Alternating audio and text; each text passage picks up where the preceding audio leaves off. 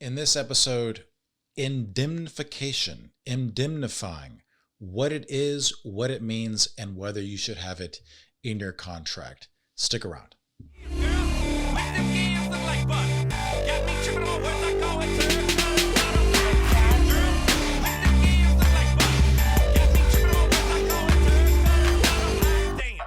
Hey out there, welcome back everybody. My name is Rob. I am a wedding lawyer representing wedding industry professionals, and in this video, we are going to be talking about indemnification. And I'm going to just say this, I've been dreading this episode because this is something that is very difficult to explain.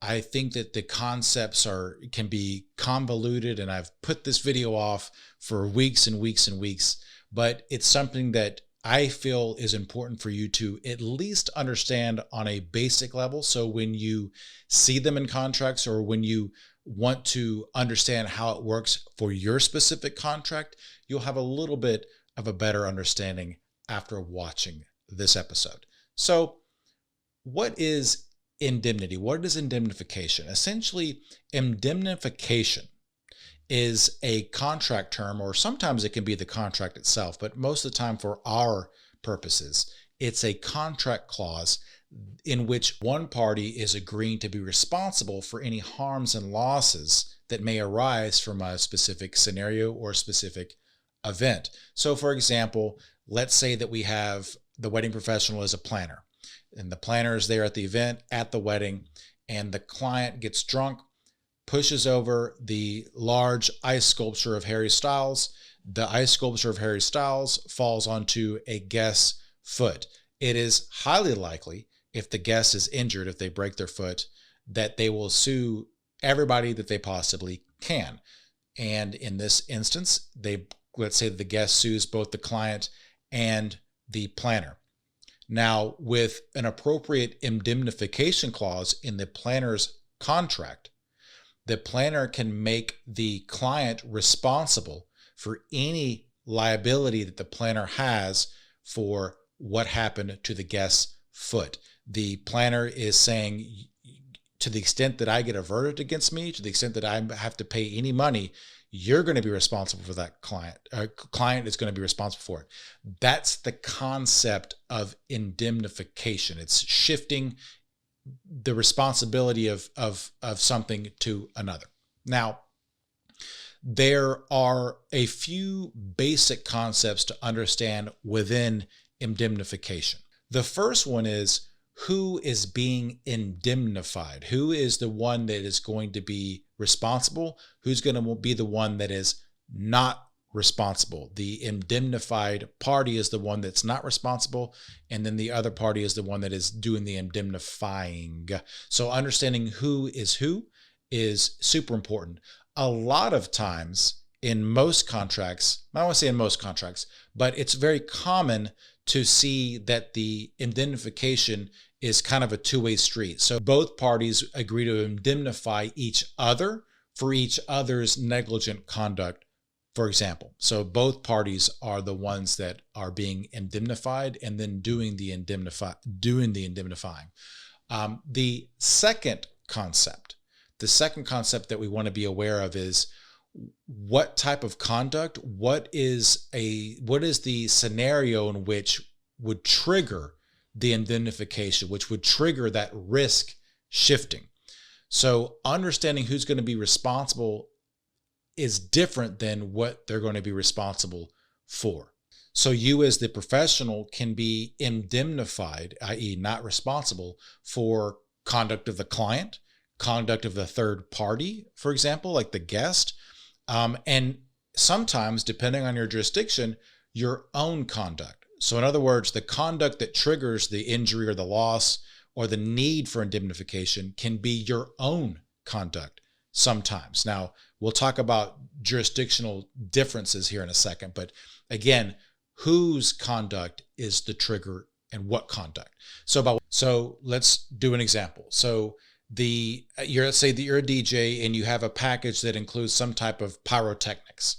At the direction of the client wants you to do the pyrotechnics, which includes fireworks, inside of the venue, for example. And let's say that based on that, the ceiling of the venue gets a burn in it, or catches fire, whatever the case may be.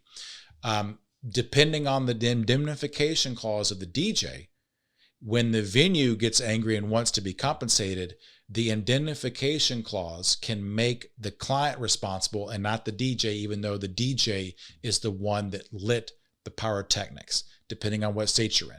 So even though it was kind of a joint effort, the joint conduct, the indemnification agreement, the indemnification clause can still shift that burden. That being said, though, most often it's going to be the client's conduct that you're going to be concerned about most often.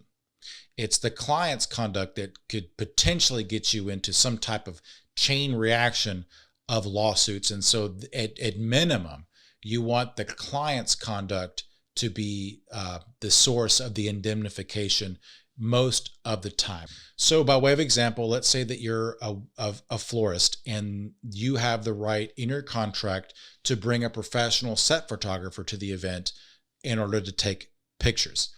The client, unbeknownst to them, has a contract with the principal photographer saying no one can take pictures except for the principal photographer. So let's say as the florist set photographer takes the pictures, the florist then uses the photographs from the set photographer that they're under the contract allowed to do, but then the principal photographer comes behind, sues the florist, sues the client for breach of contract. Indemnification clauses, correctly done, would make the client pay for any judgment against the florist.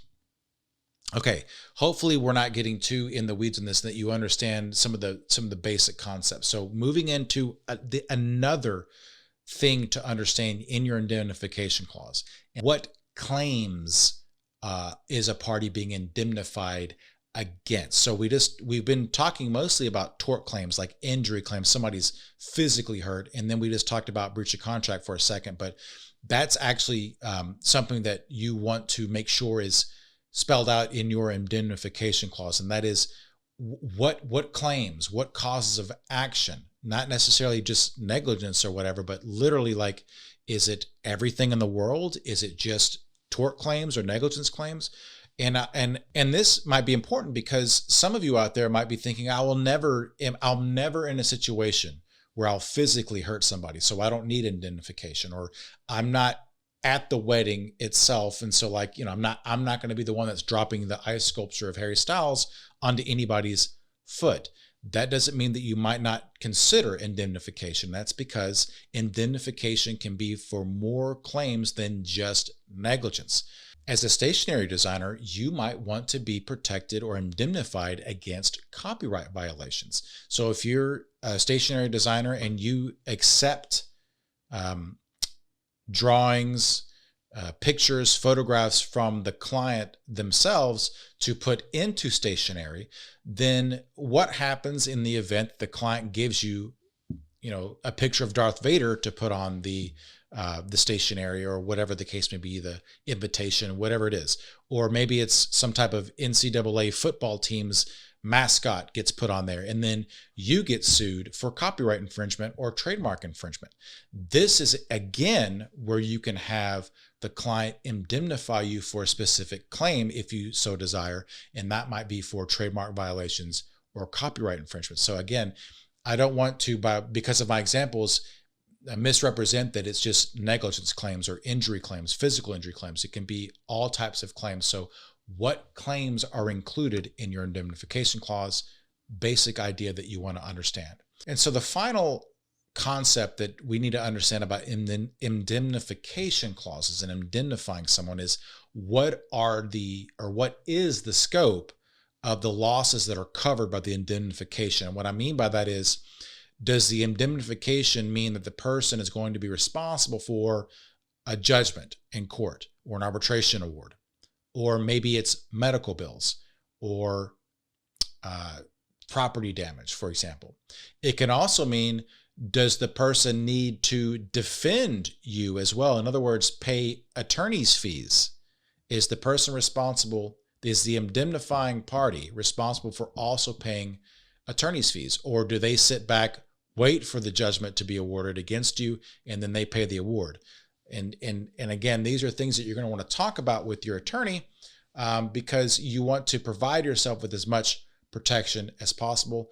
And that might mean for you in your jurisdiction, including attorney's fees, judgments, and the like. So in summation, you are going to want to know, at least at a basic level, with your indemnification clause as it appears in your client contract, you're going to want to understand who is being indemnified and who is doing the indemnification.